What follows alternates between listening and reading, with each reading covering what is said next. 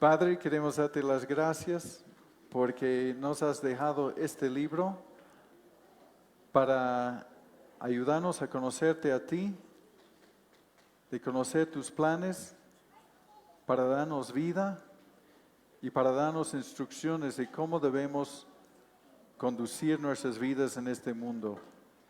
Dios, en este día queremos aprovechar, queremos que tu palabra nos puede dar instrucciones y que nos puede revelar tu corazón y nos puede ayudar a entender lo que el Espíritu quiere decir a la iglesia, que somos cada uno de nosotros. Dios, encomendamos este tiempo pidiendo tu ayuda en el nombre de Jesús. Amén. Pueden tomar sus asientos y como saben estamos dando un recorrido por el Evangelio según Marcos. El título del mensaje hoy es El Rey Incomprendido, el reino que incomoda. Y cuando vemos el corazón de Marcos, el propósito de él y el propósito de Dios, podemos ver que en un versículo en San Juan 20, versículo 31, el propósito que también se aplica a este libro. Y Juan decía que, pero estas señales, estos relatos de Jesús y lo que hizo, sean escritos para que crean que Jesús es el Cristo, el Hijo de Dios, y para que creyendo tengan vida en su nombre. Eso es lo que el Señor quiere para cada uno de nosotros, que entendemos que Jesús es el Cristo, el Mesías, el Hijo de Dios, Dios mismo, y creyendo en Él, creer en Él nos da vida, nos da esperanza, y nos da un futuro, y nos da un camino, cómo conducir nuestras vidas. Y Marcos no da ningún rodeo en Marcos, el primer capítulo, primer versículo, dice, principio del Evangelio de Jesucristo, Hijo de Dios. Es el mensaje que quiere dar y es el mensaje que debemos recibir, que Jesucristo es el Hijo de Dios, y muestra Marcos muchos relatos rápidamente para recalcar y comprobar que esto sin lugar a dudas es verdad, que Jesucristo es el Hijo de Dios. Y hemos visto que el enfoque del ministerio de Jesús era de predicar el Evangelio del reino de Dios. El reino de Dios se ha acercado, dijo Jesús, y dijo también Juan el Bautista, que preparó el camino para él. El rey llegó y está presente, estableció su gobierno. Cristo vino a traer su reino, su gobierno, y esto comienza en el corazón de Dios. Es el Evangelio, la buena noticia, la celebración de que el Rey llegó, Cristo llegó para establecer su gobierno a partir del corazón de cada ser viviente, cada ser humano. Entonces, para ingresar en este reino hemos visto que es por el arrepentimiento. Dios quiere gobernar tu vida y mi vida, y entramos en su reino reconociéndole como Señor y arrepintiéndonos, y nos da Él sus leyes en nuestra mente y nuestro corazón para gobernarnos, para que Él sea el Rey. En ese sentido, el reino de Dios llegó, y en otro sentido, veremos el reino de Dios en su totalidad en el futuro. Y el Señor nos llama a seguirle. Y no depende de nuestra capacidad, porque Dios puede convertir pescadores en pescadores de hombres, instrumentos útiles para Él. Y hemos visto que Él vino a primero sanar la enfermedad del pecado del ser humano antes de sanar su cuerpo físico. Jesús vino para sanar la enfermedad del pecado que nos ha contagiado. Ha contagiado a todos desde Adán y Eva. Y también hemos visto que el nuevo vino de Cristo, la ley del Espíritu, no encaja en odres viejos, rígidos, que perdieron su elasticidad. Lo nuevo que Cristo vino a traer no encaja en la religión establecida.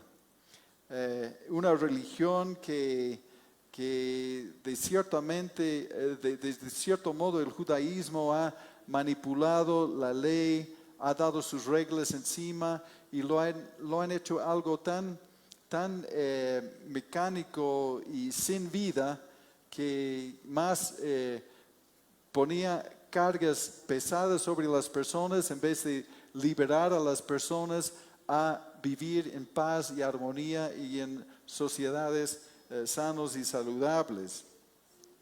Y bueno, Jesús fue rechazado por los líderes que debieran haberle abrazado como su Mesías, y Jesús era como para ellos una amenaza a su popularidad, a su poder y su control. Entonces rechazaban a él, y la religión hemos visto y están alejados de él y no van a entrar en su reino ni lo que Dios tiene preparado.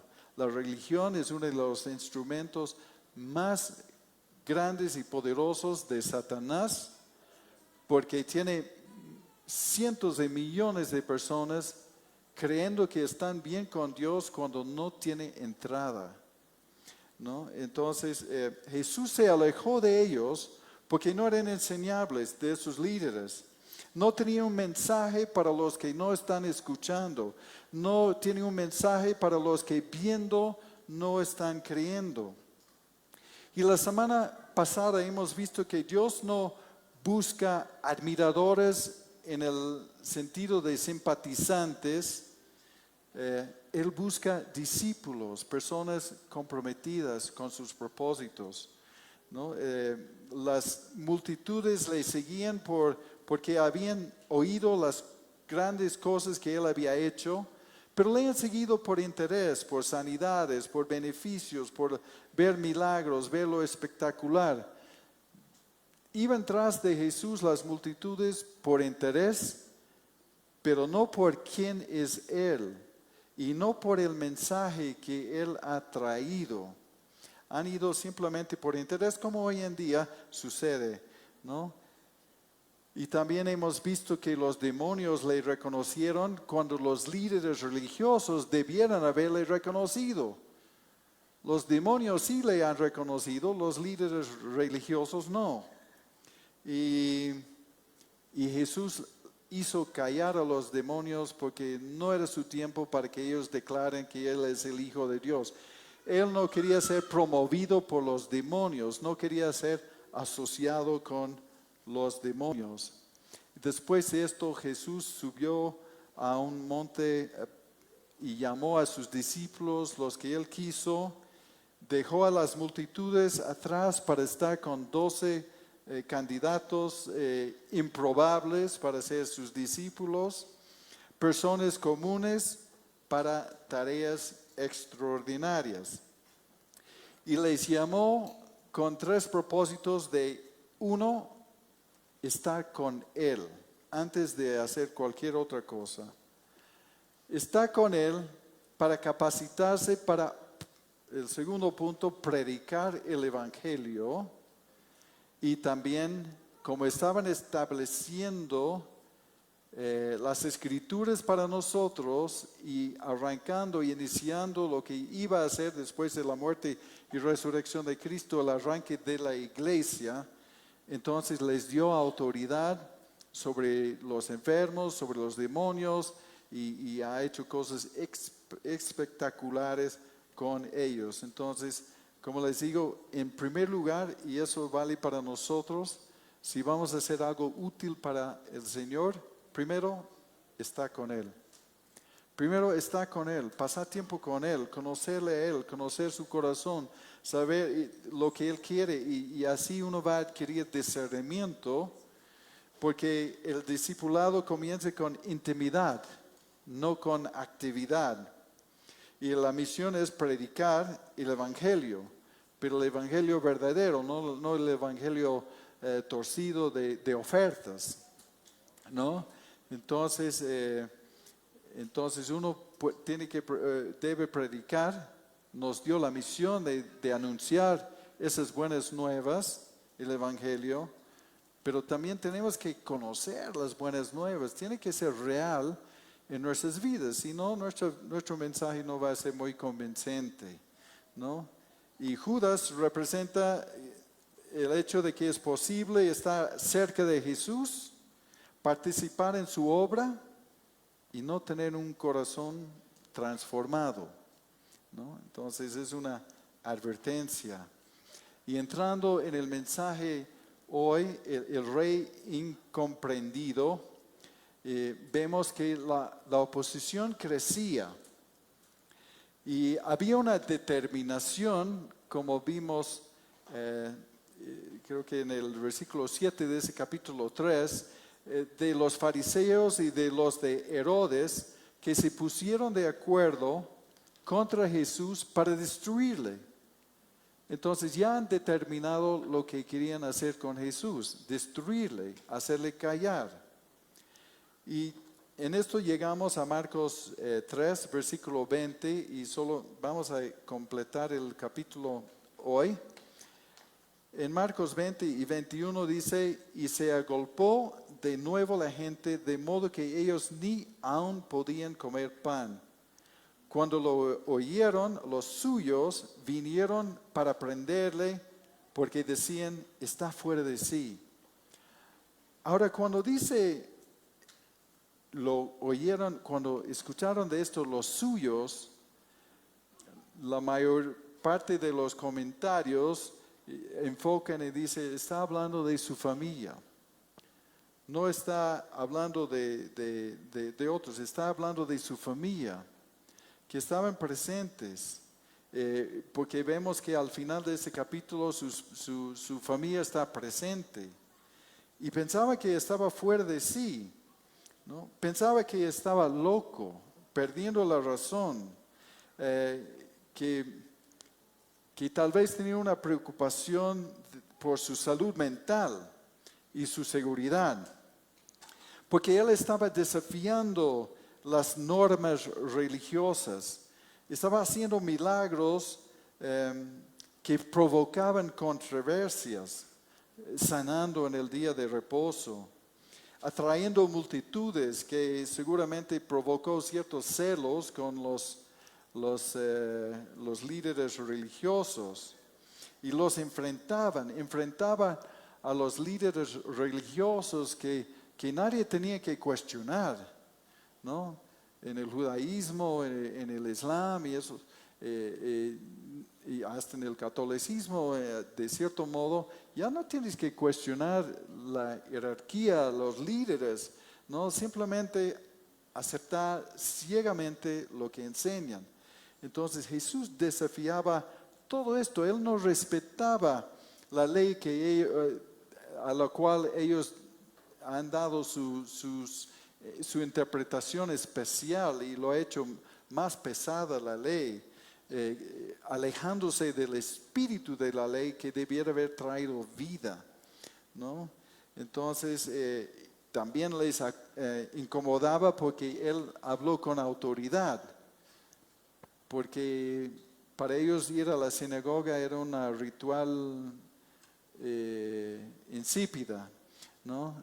Que sin vida, mecánica. Entonces él habló con autoridad, era más popular que ellos. Y su familia pudo haber sentido la necesidad de intervenir para protegerlo o evitar un escándalo, ¿no? También pueden decir que está fuera de sí por el grupo que ha escogido para seguirle, a los 12. Habrá dicho, pero si está buscando discípulos, podría haber elegido un poco mejor. Entonces, todo esto, y nos habla de esto en Salmo 69, versículo 7, que dice, porque por amor de ti he sufrido afrenta, confusión ha cubierto mi rostro, extraño he sido para mis hermanos y desconocido por los hijos de mi madre. Y eso vemos que sus hermanos no creyeron en él hasta después de la resurrección. Y entonces nos habla de cierto modo sobre el costo de unirse a Cristo, porque tal como él fue rechazado por su familia, también muchos de nosotros han recibido cierto rechazo de nuestras familias porque hemos roto con la religión heredada de la familia. Entonces nosotros asociándonos con Cristo también podemos sufrir este mismo desprecio de parte de nuestras propias familias, ¿no? Por ejemplo, en mi familia hace ya 40 y pico años, cuando les dije que iba a ir a Bolivia para ser un voluntario con la Fundación contra el Hambre y vivir en el área rural, y les compartí sobre mi fe, que ellos pensaban que era un fanatismo que iba a pasar. Ellos han dicho, bueno, si necesitas 2 años, porque mi compromiso era de 2 años de voluntario, ha dicho, si necesitas 2 años para ordenar tu vida, para volverte en sí, entonces ya, anda nomás, ¿no? Pero para ellos era una locura. Y ellos que abrazan una religión no conocen el Rey. Y cuando uno predica el Rey, para ellos es algo incomprensible. No entienden a Jesús así. Están satisfechos con su religión. Llegamos al versículo 22 y voy a leer hasta el 27, donde dice, pero los escribas que habían venido de Jerusalén decían que tenían a Beelzebú y que por el príncipe de los demonios echaba fuera los demonios. Y habiéndolos llamado, les decía en parábolas, ¿cómo puede Satanás echar fuera a Satanás? Si un reino está dividido contra sí mismo, tal reino no puede permanecer. Y si una casa está dividida contra sí misma, tal casa no puede permanecer. Y si Satanás se levanta contra sí mismo y se divide, no puede permanecer, sino que ha llegado su fin. Ninguno puede entrar en la casa de un hombre fuerte y saquear sus bienes si antes no le ata, y entonces podrá saquear su casa. Y eso está hablando Cristo aquí, y estamos viendo que el reino de Cristo que Él ha traído incomoda. Estaban tan preocupados los religiosos que mandaron una delegación de Jerusalén, ¿no? Jerusalén a Galilea, bueno, son como desde aquí al lago Titicaca más o menos, ¿no? Entonces era una buena caminata. Y mandaron los capos, los bien preparados, porque era un asunto muy serio, era una amenaza. Cristo estaba presentando una amenaza, estaban preocupados, incomodados por lo que Él estaba trayendo. Entonces hicieron un tremendo viaje para parar esta amenaza.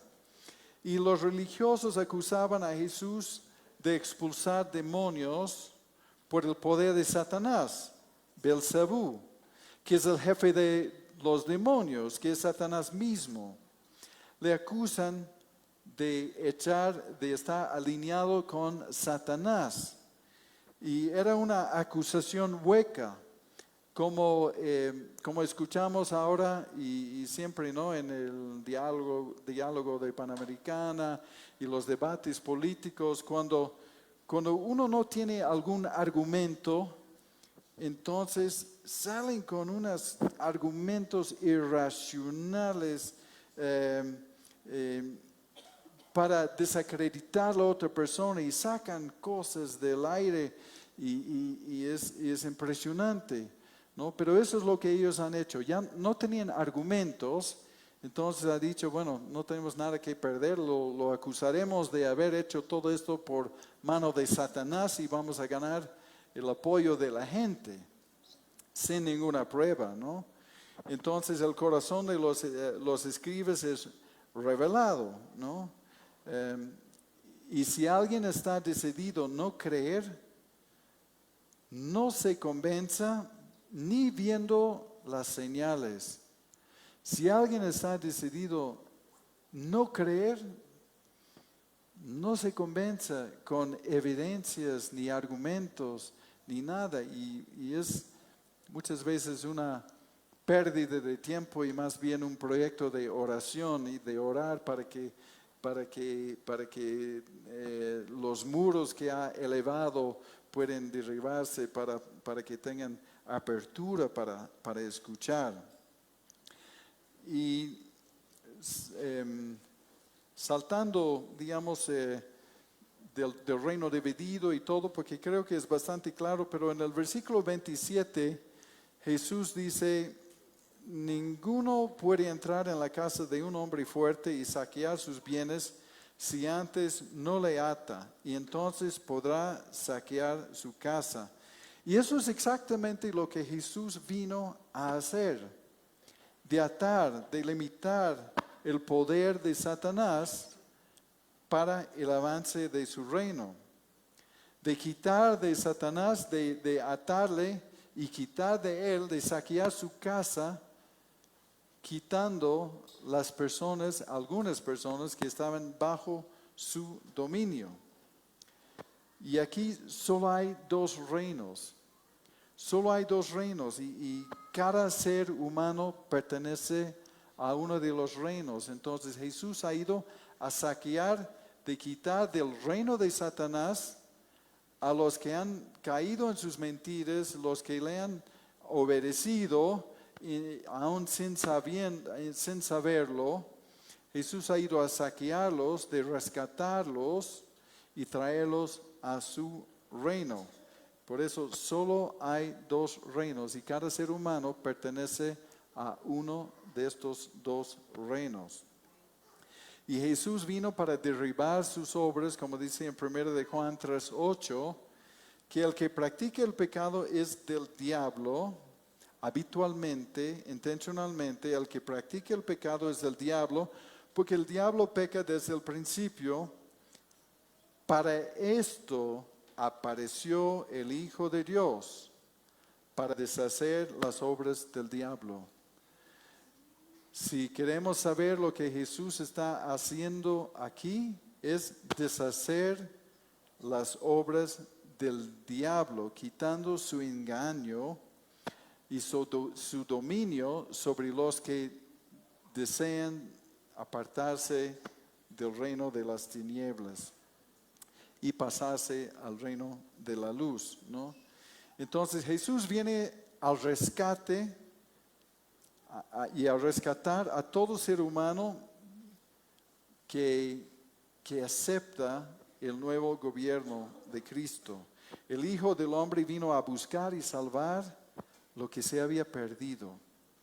Para esto Cristo vino, porque cada ser humano, y aunque suena duro y feo, es nacido en el reino enemigo, ¿no? Y escoge vivir ahí y seguir ahí. Y el reino del enemigo, este reino de tinieblas, es tan poderoso en el engaño que las personas creen que están bien cuando están yendo de cabeza al infierno. Entonces todos hemos nacido en una familia y en un reino que no agrada a Dios. Y Jesús vino para quitarnos de este reino y trasladarnos a su reino.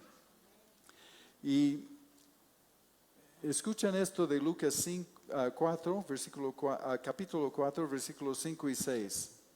Una palabra que me ha hecho pensar mucho, temblar un poco, que dice Satanás en el engaño, llevándole en la tentación del desierto, dice, como otras cosas no funcionaban, dice, y le llevó el diablo llevó a Jesús a un alto monte y le mostró en un momento todos los reinos de la tierra.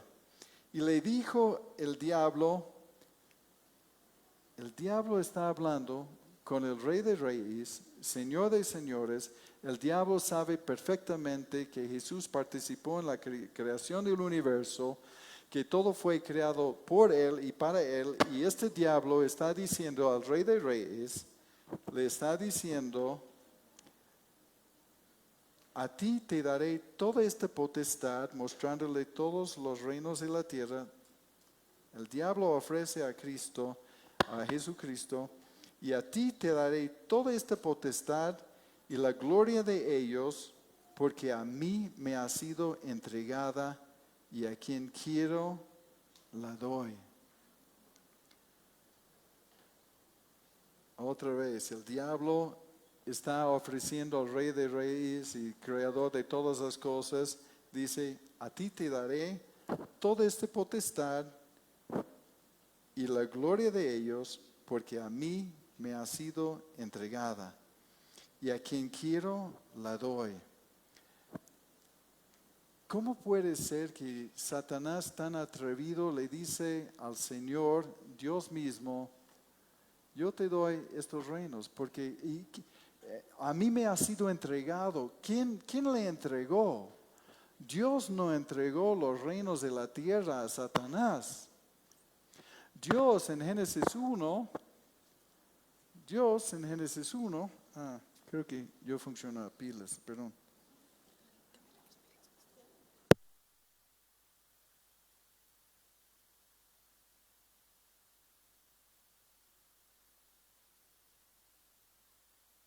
Ahora sí.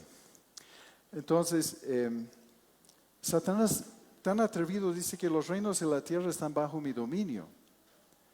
Pero Dios ha dado el dominio al ser humano. Ha dicho, fructifíquense y multiplíquense y llenar la tierra y gobernarla. Los reinos de la tierra han sido dados al ser humano, el hombre. Y el hombre en su desobediencia ha ido cediendo las cosas al enemigo. Por eso Satanás puede decir que a mí me ha sido entregado. Y entonces aquí estamos viendo que la verdad hay dos reinos en la tierra. Y el reino en que estamos viviendo, en el lugar donde estamos viviendo, ha sido entregado. Los reinos han sido entregados al enemigo. Y Cristo vino para deshacer las obras del diablo y trasladarnos a su reino. Por eso Él dice que hay que atar el hombre fuerte y después puede saquear sus bienes. Y en este sentido Jesús está saqueando sus bienes. Y se ve que también en esta obra del diablo que los líderes religiosos son siervos útiles para el diablo. Porque su padre, dice en Juan 8:44, dice, ustedes son de su padre el diablo y quieren cumplir con los deseos de su padre, quien desde el principio ha sido un homicida. No se mantiene en la verdad, porque no hay verdad en él. Cuando habla mentira, habla de lo que le es propio, porque es mentiroso y padre de mentira. Jesús dice a los líderes religiosos, ustedes son siervos del diablo. Ustedes y la religión y la religiosidad que están enseñando es del enemigo, del diablo. Están haciendo desviar el pueblo y el pueblo no está conociendo la verdad por la enseñanza, porque están cómodos y creen que sus líderes religiosos les están diciendo la verdad y están hablando de parte de Dios. Entonces, por eso Jesús dice a ellos, ustedes son de su padre, el diablo. Entonces los reinos de la tierra entregados al diablo y los líderes religiosos también están enseñando de parte del diablo y entonces ellos son engañados por Satanás, creen que están sirviendo a Dios, pero son engañados y lo que enseñan lo que están enseñando también es el engaño. Entonces Jesús vino para deshacer estas obras y a traer un cambio. Por eso dijo que el vino nuevo no se puede poner en odres viejos porque no tiene elasticidad, son rígidos, ¿no? Lo que Jesús vino a traer no encaja en la religión establecida, está trayendo algo nuevo, está queriendo trasladar la cantidad de personas que puede desde el reino de las tinieblas a la luz. Y también sobre este tema, 2 de Corintios 4:4, que nos dice, hablando de los incrédulos, dice, en los cuales el Dios de este siglo, Satanás, cegó el entendimiento de los incrédulos para que no les resplandezca la luz del Evangelio de la gloria de Cristo, el cual es la imagen de Dios.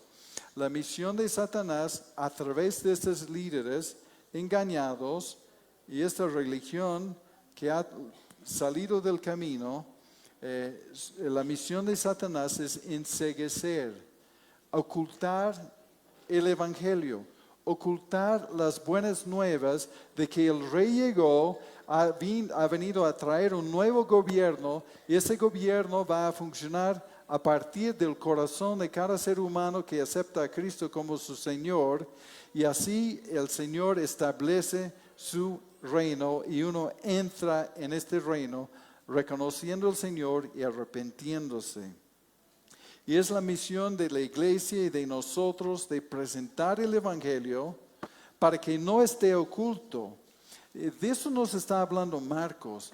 Está hablando Marcos de la predicación del Evangelio y la misión de Cristo y su misión comenzando con 12, pero ya con la multiplicación y con los que sean discipulados por ellos y hasta llegar a nosotros, seamos partícipes de predicar el Evangelio, de compartir el Evangelio, para sacar las personas de la ceguera, del engaño, para que se sean trasladados al reino de la luz, para que les resplandezca la luz del Evangelio.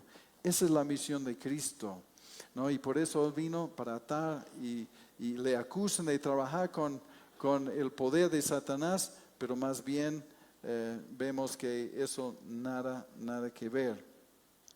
En Marcos 3:28 nos dice, al 30, 28 al 30 dice, de cierto os digo que todos los pecados serán perdonados a los hijos de los hombres y las blasfemias cualesquiera que sean, pero cualquiera que blasfeme contra el Espíritu Santo no tiene jamás perdón, sino que es reo de juicio eterno, porque ellos habían dicho, tiene espíritu inmundo. Acusan a Cristo de tener espíritu inmundo. Entonces nos está diciendo Jesús que puedes blasfemar hasta contra el Padre y también en contra del Hijo y serás perdonado si te arrepientes, ¿no? Y Pablo nos da un buen ejemplo de esto, porque esto de la blasfemia del Espíritu Santo creo que ha hecho asustar a varias personas, si no muchos creyentes, ¿no? De que he cometido esto o no, y que no puede ser perdonado. ¿Cómo es esto? Pero Pablo dice en 1 de Timoteo 1, 12 y 13, Pablo, el tremendo instrumento de Dios que dio su vida por la gente y por el Evangelio, Dice, doy gracias al que me fortaleció. Doy gracias al que me fortaleció, a Cristo Jesús, nuestro Señor, porque me tuvo por fiel poniéndome en el ministerio, habiendo yo sido antes blasfemo, perseguidor e injuriador, mas fui recibido a misericordia porque lo hice por ignorancia en incredulidad. Pablo está diciendo que antes yo había sido blasfemo, perseguidor y injuriador de la iglesia y de las cosas de Dios. Pensaba que estaba sirviendo a Dios, pero sí, esta blasfemia, vemos en este ejemplo, puede ser perdonado. Pero ¿qué es la blasfemia contra el Espíritu? Y vemos en este contexto, porque no hay ningún ejemplo donde vemos condena ejecutada, digamos, en el Nuevo Testamento, ¿no? La blasfemia contra el Espíritu Santo es al atribuir deliberadamente la obra del Espíritu Santo a Satanás. Rechazar persistentemente el testimonio del Espíritu sobre Jesús, incluso cuando se presenta evidencia clara del poder divino. Jesús advierte que aunque otros pecados pueden ser perdonados, atribuir la obra del Espíritu al diablo es blasfemia contra el Espíritu Santo. No está hablando de confusión si los dones, todos los dones son operables en este tiempo o si no entendemos. No está hablando de confusión sobre dones espirituales. Está hablando de atribuir la obra de Dios al diablo, ¿no? Entonces, el punto es que después de haber visto tantas sanidades, ¿no? Estos líderes han visto tantas sanidades extraordinarias, el poder de echar demonios, de hablar con autoridad y todo lo que ha dicho y lo que ha hecho Jesús, y la plena revelación de quién es Jesús. Si después de haber visto todas esas cosas y le rechazas, no hay perdón, no hay dónde más ir.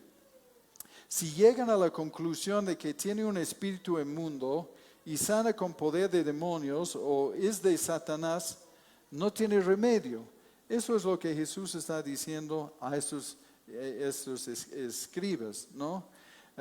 Porque el Espíritu Santo es quien da testimonio de Jesús. Entonces rechazas el testimonio de Jesús después de haber visto tanta evidencia, entonces ya no tiene más remedio, ¿no? Rechazar la Escritura inspirado por el Espíritu Santo también es negarle, ¿no? ¿Y por qué es imperdonable? Es porque el Espíritu Santo tiene un papel en convencer a las personas de pecado y guiarlas al arrepentimiento. En Juan 16:8 nos dice que, y cuando Él, el Espíritu Santo, venga, convencerá al mundo del pecado, de justicia, de juicio, de pecado por cuanto no creen en mí, dice Jesús. Y en el versículo 13 del mismo capítulo 16 de Juan, dice, pero cuando venga el Espíritu de verdad, Él os los guiará a toda la verdad, porque no hablará por su propia cuenta, sino que hablará todo lo que oiga, y les hará saber las cosas que habrán de venir. Él me glorificará porque tomará de lo mío y se lo hará saber. Entonces el Espíritu Santo tiene la misión de dirigir a las personas de Cristo y nos habla de la verdad de Jesucristo. Entonces rechazarle, llevará a uno a la condenación, ¿no? Blasfemar contra el Espíritu corta el medio por el cual una persona puede reconciliarse con Dios. No se trata de un error momentáneo, ¿no? Yo sé que hay personas que han estado en el ocultismo y todo, y por un tiempo de convertirse a Cristo, luchan con blasfemia en su mente y todo ello, y quieren con todo esta confusión de que puedo ser perdonado o no, pero no, es común que suceda y Dios va limpiando y se van librando de esto. Sí, puede ser perdonado de esto. Entonces, y no se trata de un error momentáneo, ¿no? O un pensamiento perverso de blasfemia, sino de un rechazo intencional y continuo de la verdad, ¿no? Entonces, esta blasfemia del Espíritu Santo no busca la verdad, no busca a Cristo, no busca las cosas de Dios, entonces no quiere perdón, no le interesa perdón, ¿no? Entonces, ¿puede un cristiano cometer este pecado? No, porque implicaría un rechazo voluntario y persistente de la obra del Espíritu, algo incompatible con una fe genuina, ¿no? Porque todos hemos sido perdonados de nuestra incredulidad. Toditos hemos sido perdonados de nuestra incredulidad. Y de hecho, la incredulidad es es la razón por la cual uno no llegaría al cielo, ¿no? Por eso a veces yo pienso que la incredulidad es el peor pecado, porque si crees puedes ser salvo, si no crees no puedes ser salvo y punto, ¿no? Pero uno puede arrepentirse, es la diferencia, uno puede arrepentirse, ¿no? Y el mensaje que Marcos tiene para los líderes religiosos es: ustedes están muy cerca de esto, de no poder recibir perdón, ¿no? Ustedes están muy cerca de eso. Y de hecho, si uno está preocupado por haber cometido el pecado imperdonable, lo seguro que es no lo ha cometido, no lo ha hecho. Porque es la persona que no le importa, que no está afligido por esto y no se preocupa por haberlo cometido. Entonces, esta persona sí está en problemas, pero si uno está preocupado de esto, lo hice o no, entonces puede estar seguro de que no lo ha cometido, ¿no? Y la última parte de la lectura, la madre de los hermanos de Jesús, nos dice así, 31 al 35. Vienen después sus hermanos y su madre, y quedándose afuera enviaron a llamarle. Y la gente que estaba sentada alrededor de él le dijo: tu madre y tus hermanos están afuera y te buscan. Él les respondió diciendo, Jesús les respondió diciendo: ¿quién es mi madre y mis hermanos? Y mirando a los que estaban sentados alrededor de él, dijo: he aquí mi madre y mis hermanos. Porque todo aquel que hace la voluntad de Dios, ese es mi hermano y mi hermana y mi madre. Quizás están presentes, ¿no? Como hemos visto que decía que los suyos decían que estaba fuera de sí. Probablemente estaban ahí presentes. Y en esto vemos que en esta etapa los hermanos de Jesús nunca parecieron apoyar su ministerio antes de su muerte y resurrección, ¿no? Y está hablando de los hermanos. Jesús tuvo hermanos. María tuvo otros hijos, aunque la Iglesia Católica acomodó una idea de que los hermanos de Cristo eran hijos de José que tuvo antes de casarse con María, pero no hay ningún respaldo para ese tipo de creencia, ¿no? La idea católico romano es de que de la virginidad perpetua de María contradice la Biblia. De hecho, muchos manuscritos confiables añaden a esta frase, tu madre y tus hermanos, también a tus hermanas, que estaban ahí presentes, sus hermanos y sus hermanas también presentes.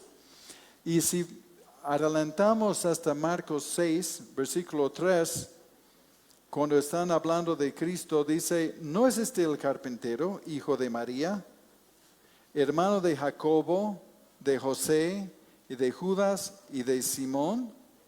¿No están también aquí con nosotros sus hermanas? Y se escandalizaban de él. Está diciendo que Jesús es el hijo de María y sus hermanos son Jacobo, José, Judas y Simón. No Judas Iscariote, obviamente.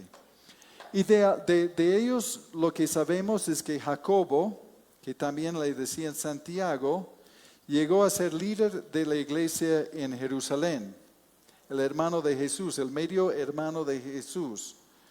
Y él tuvo un rol fundamental en el concilio de Jerusalén en Hechos capítulo 15 y también es el autor de la cartita que tenemos de Santiago, el medio hermano de Cristo, de Jesús. Escribió la carta de Santiago, y Judas es el autor de la cartita, cortito, un solo capítulo, que tenemos también en la Biblia antes de Apocalipsis.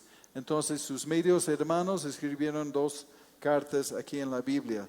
Sabemos algo de ellos, sabemos que María no tenía un voto para quedarse virgen, estaba más bien antes de la intervención del Espíritu Santo, ya estaba en camino para casarse, para hacer su familia con José, ya estaba comprometido a todo esto.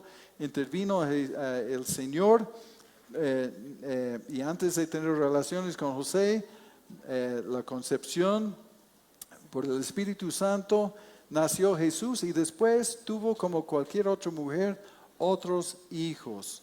Entonces esta idea de la virginidad perpetua simplemente no tiene ningún fundamento, ¿no? Y a la pregunta, ¿quién es mi madre y mis hermanos? En Efesios 2:19 nos habla de la familia de Dios, la familia verdadera de Dios. Y dice así que ya no son extranjeros ni advenedizos, sino conciudadanos de los santos y miembros de la familia de Dios, edificados sobre el fundamento de los apóstoles y profetas, siendo la principal piedra del ángulo Jesucristo mismo. Los que creen en Jesucristo hemos sido parte y miembros de la familia de Dios. Dios tenía una familia mucho más grande que la familia natural de María. Nos ha incluido, y eso es una muy buena noticia, es una bendición saberlo. Y también Jesús ha dicho, los miembros de esta familia son todo aquel que hace la voluntad de Dios.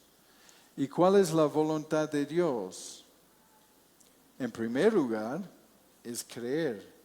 Juan 6:40 dice, y esa es la voluntad del que me ha enviado. Jesús está hablando y Jesús está diciendo, y esta es la voluntad del Padre del que me ha enviado, que todo aquel que ve al Hijo y cree en Él, tenga vida eterna, y yo le resucitaré en el día postrero. Entonces, su voluntad es de que ninguno perezca, como dice en 2 de Pedro 3, que ninguno perezca, sino que todos proceden al arrepentimiento.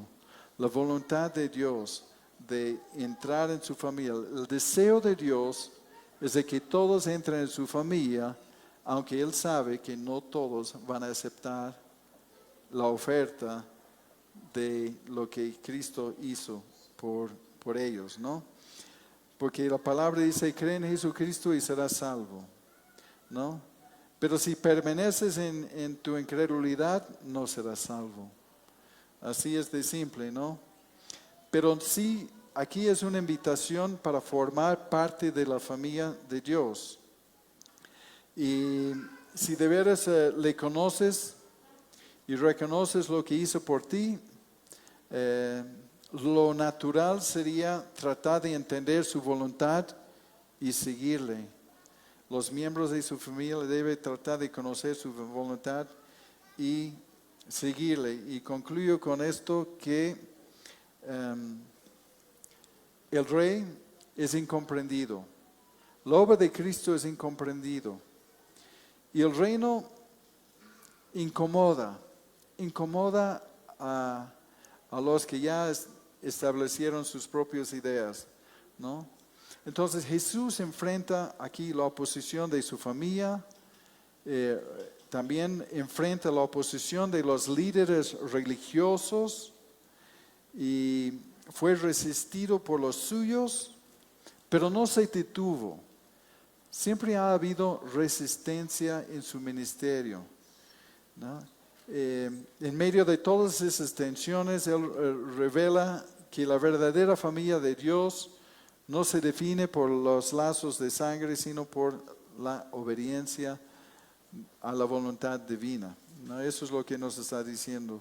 Y el libro de Marcos nos habla de una misión, ¿no?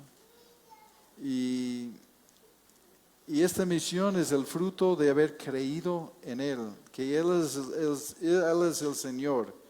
Y nos reta a evaluar nuestras prioridades, nuestras relaciones, nuestra disposición a seguir su voluntad. Incluso cuando eso implique incomodidad o rechazo, porque a veces los más cercanos, miembros de nuestra familia, no comprenden, como en mi familia y seguramente de ustedes también. He escuchado muchos testimonios que de ustedes que les traten como herejes por haber roto con la tradición católica en la familia, ¿no? Y ha habido cierta persecución para algunos de ustedes también, ¿no? Entonces a veces los más cercanos no nos comprenden. Compañeros de trabajo, de estudio, vecinos, no comprenden por qué estamos tan entregados a Cristo, ¿no? Porque el Rey no es comprendido y tampoco nosotros. No somos comprendidos nosotros cuando seguimos este Rey que no es comprendido.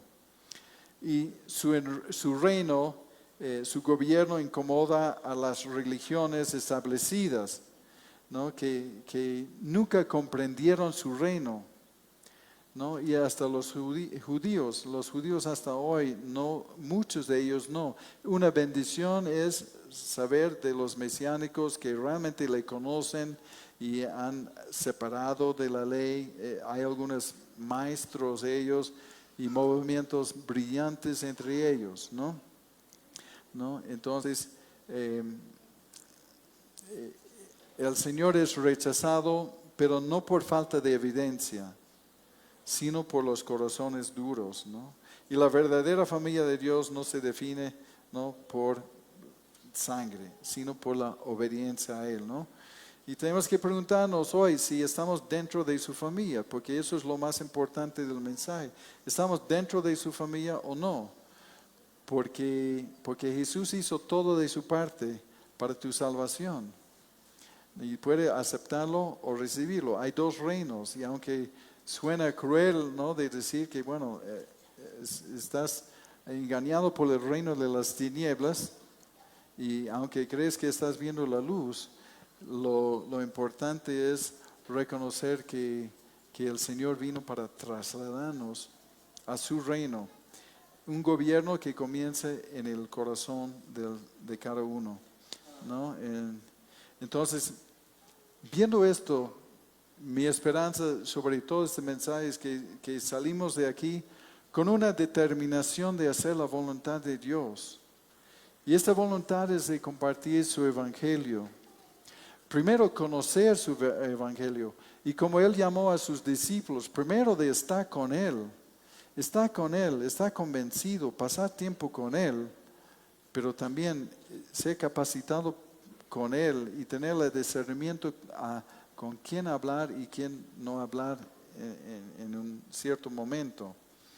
¿no? Y nuestro servicio de salir no debe ser por motivación de ganar puntaje ni nada. Debe ser motivado por el amor por Él. De decir, mira, yo encontré esto y quiero que ustedes también lo tengan. Entonces, Él tiene que ser real en nuestras vidas, ¿no? Nos dejó una tarea, ¿no? De predicar esas buenas noticias y predicar el Rey cuya misión no es comprendida y predicar el reino que no es lo que este mundo está esperando. Con eso les pido que mediten y nos pongamos de pie y realmente sentir tan bendecidos y privilegiados que el Señor nos invitó a ser parte de su familia, sabiendo que hay oposición, sabiendo que no es lo más popular, ¿no? No es lo más popular entre nuestros grupos de amigos y amistades, ¿no? Yo sé que para los que están en los colegios, en las escuelas, no es popular de ser el creyente cristiano que está yendo en otro camino, que no acepta todo.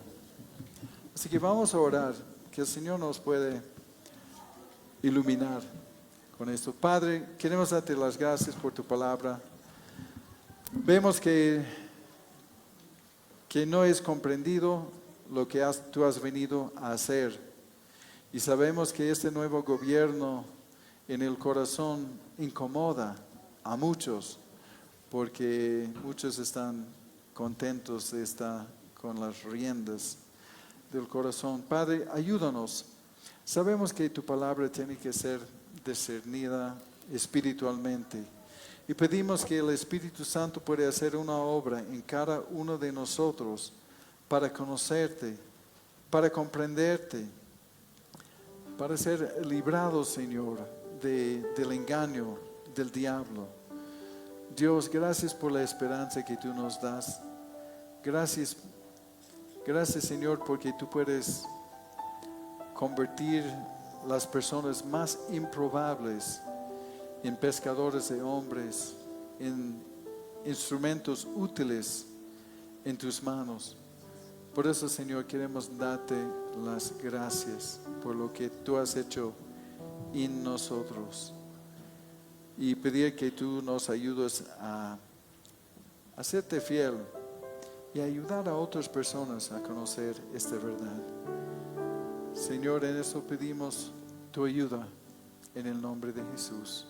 Amén.